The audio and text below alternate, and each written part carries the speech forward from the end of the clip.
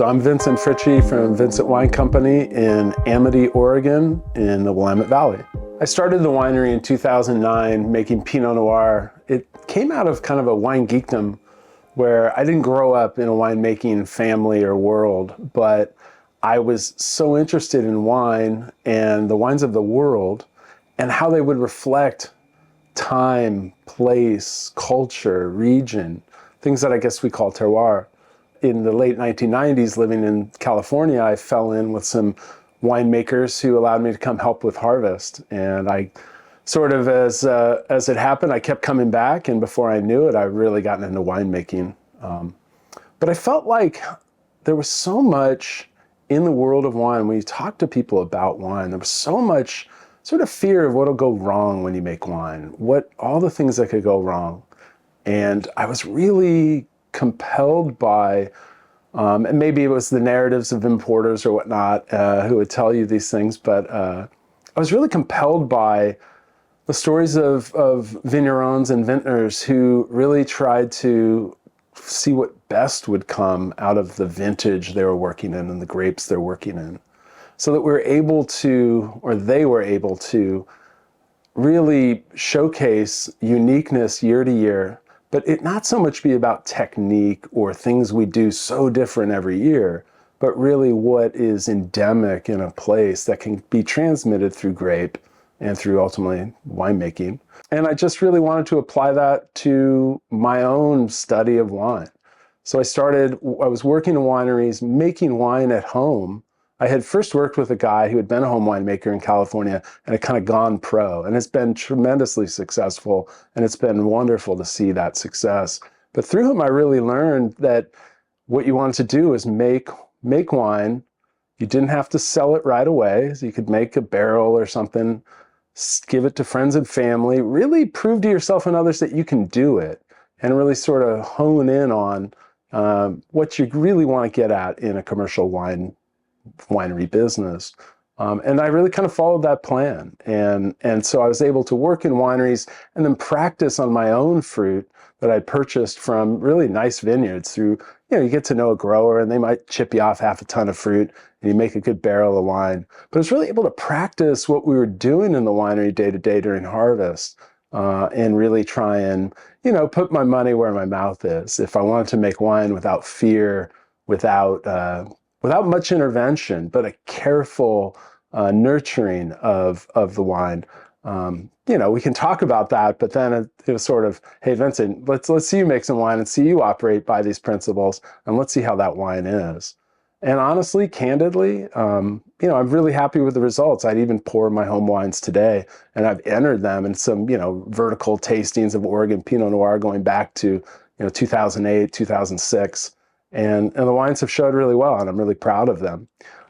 So we started the winery in 2009, making Pinot Noir. Over the years, have begun to work with Chardonnay, Pinot Blanc, Pinot Gris, Gamay, and kind of this family of grapes. And we've really followed the path from the start of trying to find what the harvest what that year would give, what that vineyard would give, or what that particular block or aspect of a vineyard might give in the grapes we're working with. And so in the winery, our goal is to be very careful, but nurturing. I guess it's kind of like a fine line between, like in parenting, a hands-off parent might, and I have a couple kids myself who I think have been successfully raised. They're great. But I think great parenting is about being careful with your children, but not overprotective. And I think that a lot of that is true with wine as well. So that I like to say the kids don't play in the street unsupervised, but we also don't kind of bubble wrap them or keep them, in the house all day or something. In terms of winemaking, it's really about trying to find out what good can come, what good will come out of the vintage, rather than what are all the things that could go wrong. So we work with several distributors around the United States and export some. And it's interesting. I've come to learn that as our inspiration for making wine and sort of working in this whole world of agriculture and winemaking came out of a love of some domestic producers, but certainly many non-domestic producers who I'd read about. I taste their wines occasionally on travel, might be able to go visit them. but they were more about the wines of their region, of maybe a few grapes they work with, maybe making a few thousand cases and not hundreds of thousands of cases.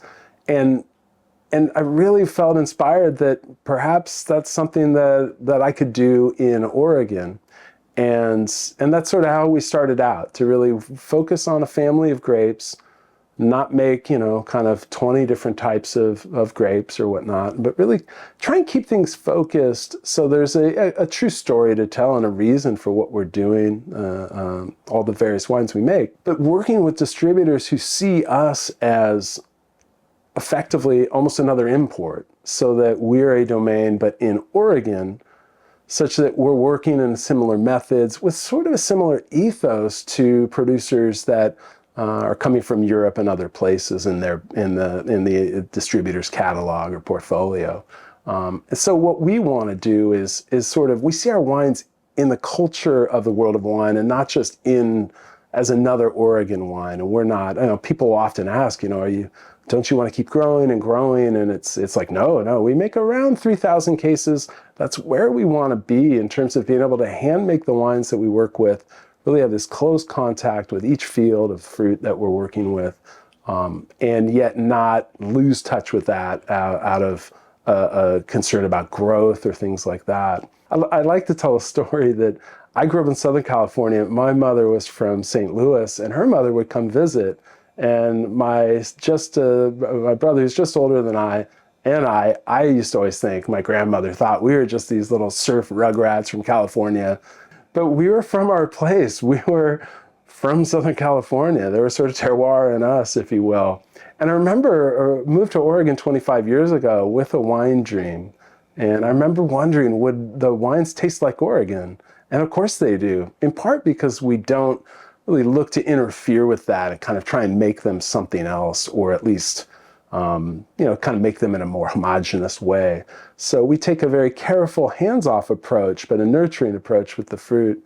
And the wines speak of Oregon because that's what they are. That's their truth. Now, year over year, site to site, place to place, certainly you see variation. And we're open to that. We want to embrace the differences each year gives, but a quality level that should always be very high.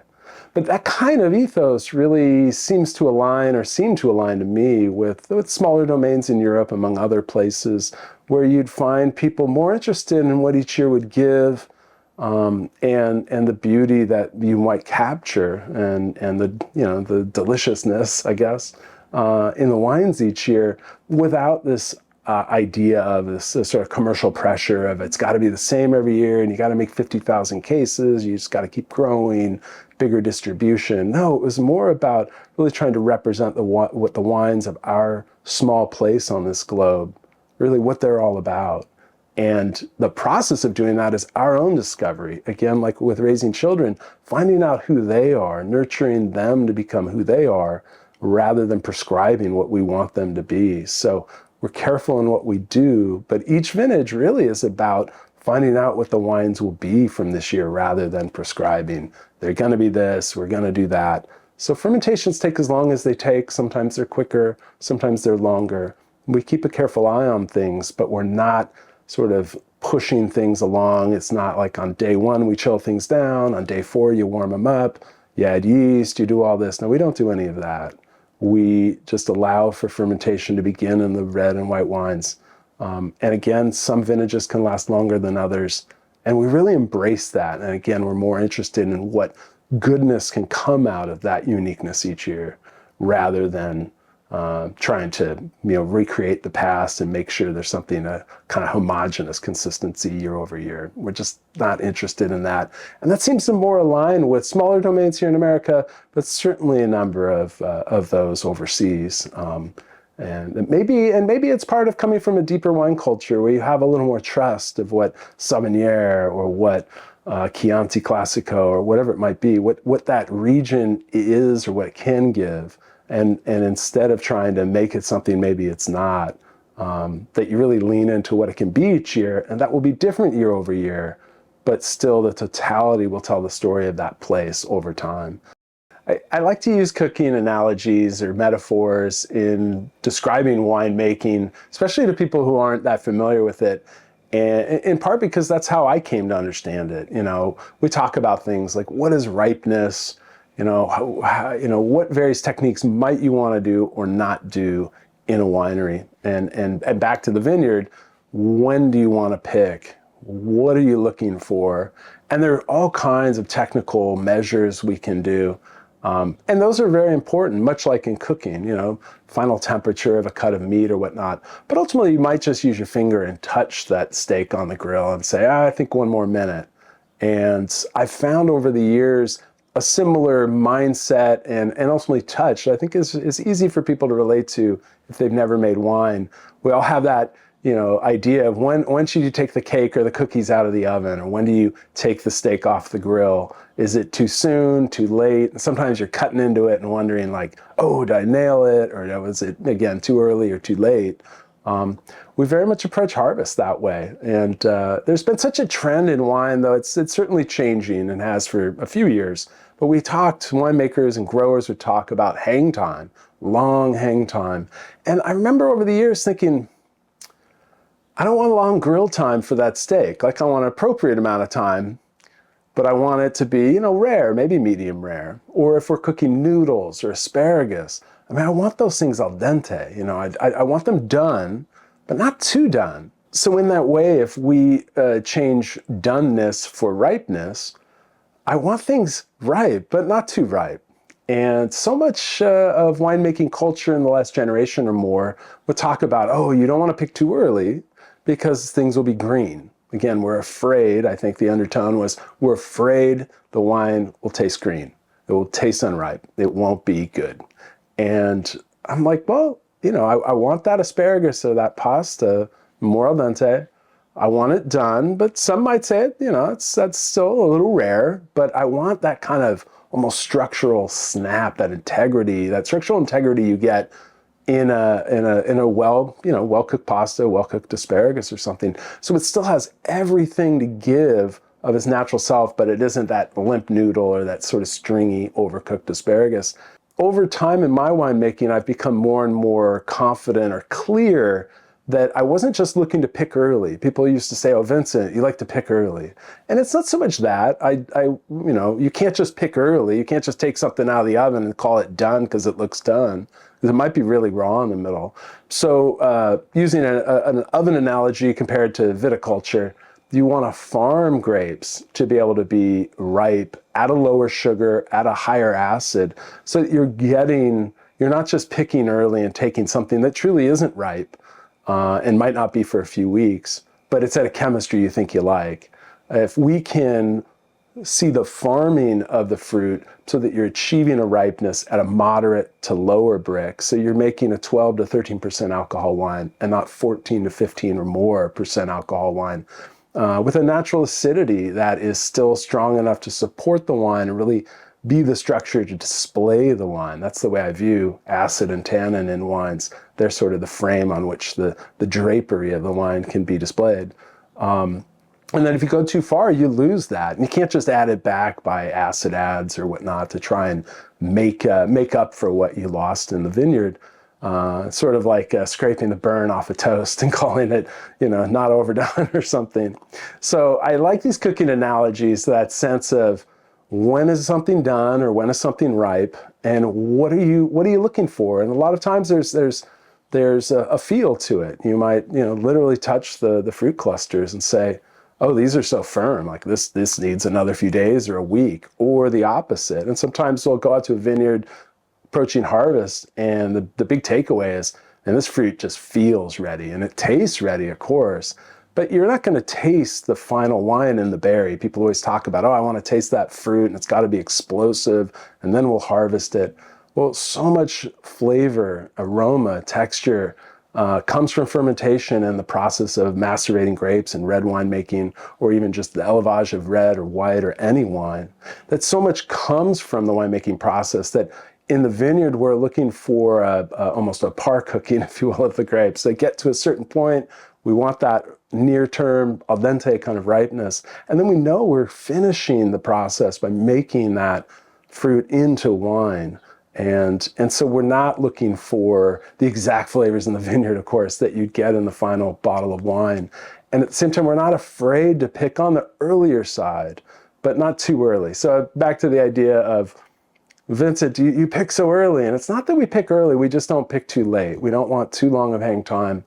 And at the same time, we don't want to just be picking fruit, quote, early, when the farming has been more intended to pick that fruit at a higher ripeness, at a bolder, alcohol, potential alcohol level. That you really want to farm with an intention of a more slow build in terms of sugar in the grape and a slower decline in acid as ripeness comes. So you still have the right balance when you ultimately harvest that fruit and then make the wine.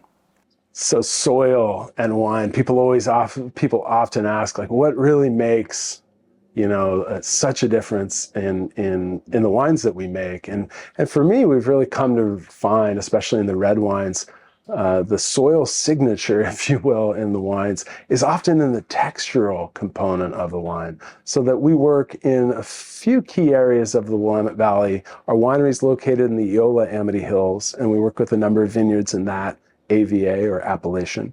And we also work with vineyards in Ribbon Ridge, about 30 minutes north, and a very different growing area. So Ribbon Ridge is mostly marine sedimentary soil. And so it's very well drained. It warms up a bit earlier in the spring. You see a little bit earlier bud break and earlier growth. Can be occasionally more frost prone because it's a little more precocious area. Where the vines are growing out earlier in spring where frost can happen. But what we have found is that we really like the sort of almost worsted wool or merino wool, fine but chalky or tannin texture of these marine soils in Ribbon Ridge.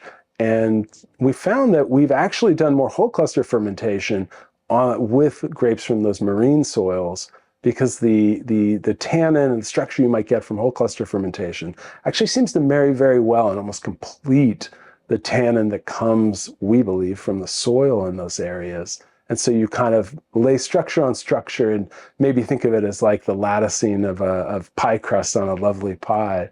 But you kind of mesh the tannin from the soil and the tannin from the whole cluster fermentation to create a really pleasing textural edge to the wine that's gentle, but substantial and enduring. It helps, again, carry the flavor of the wine to a longer and longer finish.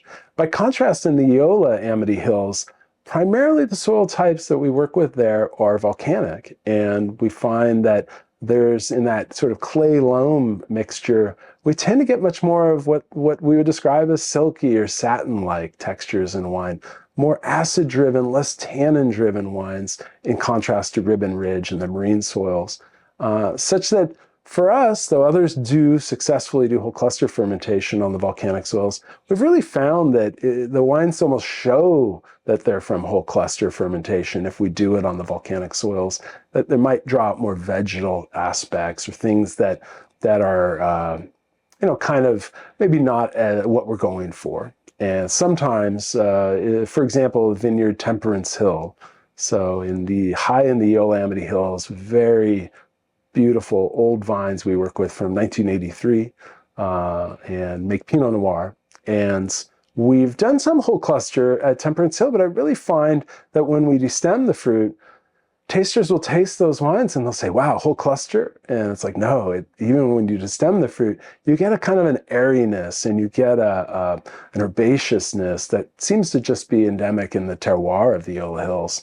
The Eola Hills are named for the god of wind, and so there's a little bit more of a briskness in the wines, a little bit more of a fir tip from the Doug fir trees, of almost like having the raspberries, but getting a bit of the leaves of the bramble along with it, as if they were delicious and delicate as the fruit is. And so we find that when we do whole cluster on a site like Temperance Hill, for us, it sometimes shows almost too much, like too much oak, or maybe too much salt in a dish or something, where, again, you can destem the fruit and almost achieve what you might be looking for in kind of an airiness or an herbaceousness that will lend itself to the wine. ultimately, we see soil most clearly in the texture of our red wines. And those marine soils give a pleasant kind of worsted wool feeling. The volcanic soils typically give a more satin or silky feeling. And while terroir and place is not, they're not trick dogs, I like to say. They don't just jump on command and sort of show you what they are. Because each vintage you might kind of be a little bit different. But generally speaking, we find the textures to be really driven by those soils. And I've come to understand that I feel like that's where the emotion of the wine is. When we feel textures, we often smile when we like something, or if we don't, we frown. Oh, I don't like that at all. And if we like something, often we want to turn to our neighbor and say, hey, feel this, touch this. And we get kind of, we want to share. There's so much emotion in the way things feel. So really, we're focused on how the wines obviously taste, how they smell. Of course, we want them to age wonderfully. But the emotion, that textural emotion, is something we're really looking to capture. And again, we really see that driven by the soils, not in a, 1 + 1 = 2. Sometimes it's not exactly what you'd think. But in general, we really find those soils really drive those textural differences. And depending on how we feel, we want to wear those different clothes. The more woolen of the marine soils, the more satiny of the volcanic soils. And regardless, I like to say, we want to make high thread count wine that really has this pleasing texture, such that even if you know nothing about fabric and you feel really high thread count sheets or a bathrobe, oh my gosh, it feels so good. And you almost want to show somebody else and, oh, here, touch this. It was amazing. That's what we're looking to capture in the wines that is already endemic to those places. And that through that light touch in the wine, or we can preserve and capture in the wine. All right, the Tardive wine. So it's a great example of how we work, how we certainly learn to work, but I feel like we've been on this kind of thread from the start. It's not like we started in 2009 and had a totally different way of approaching wine and then over the years have changed. It's more, we had an idea of making wine in a more hands-off way and kind of wanting to find what the wine would be and waiting on it, honestly. We're not pushing fermentations, not pushing things. And well, as ideas can be, they get tested at times. And so about 10 years ago, we had some Chardonnay that wasn't ready for the time we usually bottled our Chardonnay, which was just before the next harvest. So we'd give it about 10 or 11 months of barrel aging time. So barrel fermentation and then lees aging till maybe the next August from the prior harvest. We'd bottle the wine, clear out the winery, and then make more wine. Our goal was certainly to do some longer élevage on reds and whites as we went, but we really started it with the white wine, with the Chardonnay, because we had barrels that weren't done. They hadn't finished fermentation. They hadn't fallen clear. And we really want the wines, though they're unfiltered, we're not looking to bottle, kind of cloudy wines. We're looking to let them fall and wait for them to sort of finish themselves, and then we'll put them in bottle and get them out to the world. And so we had some Chardonnay that wasn't ready. And so I thought, well, I guess what we're going to do is we'll just hold it. We'll wait for those barrels to age longer, and we'll bottle the wine later. And so we thought, cuvée tardive, like being tardy to school. These wines are a bit late, but they're not picked late. They're not, farmed any different. It's all about, as we've talked about, trying to pick at that kind of al dente ripeness where it's ripe but not too ripe, and then waiting for the wine to reveal itself and be ready. And so the Tardive Chardonnay was something that we ended up giving the first finish that we did in 2015. We gave 18 months on the lees to settle out and really finish and really become itself. And we liked the results so much, we decided to kind of intentionally leave some barrels each year that we thought really would benefit from extra lees aging time, and continue to bottle a Chardonnay Tardive, a later bottling, to complement our earlier, shorter on the lees bottling. And as time has passed, we've liked that longer lees aging time for the Chardonnay so much, we don't do an early bottling anymore. It's sort of the sound of one hand clapping, I suppose. But we love how Chardonnay really develops and blooms on that second winter of lees aging, textural development, And by leaving the wine in contact with the lees, we really are able to preserve a freshness such that usually tasters are shocked to think a wine, our Chardonnays have been barrel fermented. We're not using lots of heavy new wood and really trying to bring that into the wine. And that aging for 18 months, one might think, oh, well, the wine would really lose freshness or give up a lot of freshness. And really we find that we're able to maintain such a freshness that it seems surprising until you learn more that a wine would be in barrel and on lees for 18 months and still be so fresh. So we've really leaned into that longer lees aging and occasionally do that kind of bottling for our Pinot Blanc, allow for a later bottling and bottle the Pinot Blanc Tardif. And we designate it with a little, the word Tardif as a kind of in red letters in the upper right corner of the label, kind of like an old, Mondavi Reserve Cabernet from Napa back in the day. They would just have the regular label, but they'd stamp Reserve in the upper right corner, and that was the Reserve one. And I just love that ethos of saying, hey, this is our wine, and this is our sort of special or a little extra special wine, shall we say. People often ask, especially with our white wines, so you can do it too with reds, do we stir the lees? Do we do batonnage? And we really don't, and for a number of reasons. And ultimately out of a desire that I don't think we need to. A lot of winemaking to me, at least in the Pinot Noir and Chardonnay world, seems to be a lot about like making biscuits, less is more. The more you do to it, the tougher it might get. When we have wine in barrel, oftentimes, because we're not, pre-filtering juice or whatever it may be, you'll have a lot of sediment in the barrel, or in the white wines, you'll certainly have, all the yeast that's clouded up the juice and fermented into wine. And then that yeast, they settle out and become the lees sediment in the barrel or tank where the wine is aging. Number one, our ferments can often take months in our white wines. And so they're lees in suspension for months and months. And we're not looking to quick ferment something, have it settle out very quickly. And then almost you need to start stirring if you wanted lees contact in among the wine. We find actually by a slow fermentation, you get this lovely lees contact in the wine over a number of months without doing anything but allowing it to be. A few years ago, though, another winemaker tipped me off to something, and I really like this idea that in, say, a barrique, a 228-liter, Burgundy barrel, you have 228, roughly, kilograms of liquid on that. Even if the lees have settled out and you have wine that's clear in the barrel, lees at the bottom, those hundreds of pounds of weight of that wine is pressing on those lees in a way that I don't think is benign, so that you can get lees contact even from the separation between the lees and the wine itself. And that's stirring up the wine, stirring the barrel to try and push that contact in a way maybe goes too far or might make the wine a little bit too much of that technique. But also you're stirring out the carbon dioxide that's a natural preservative that's already still trapped in the wine. I like to use the example of if you ever have a half-drunk beer bottle and the next morning, it's flat, you wouldn't want to drink it. But if you shook it up, it'll still be foamy.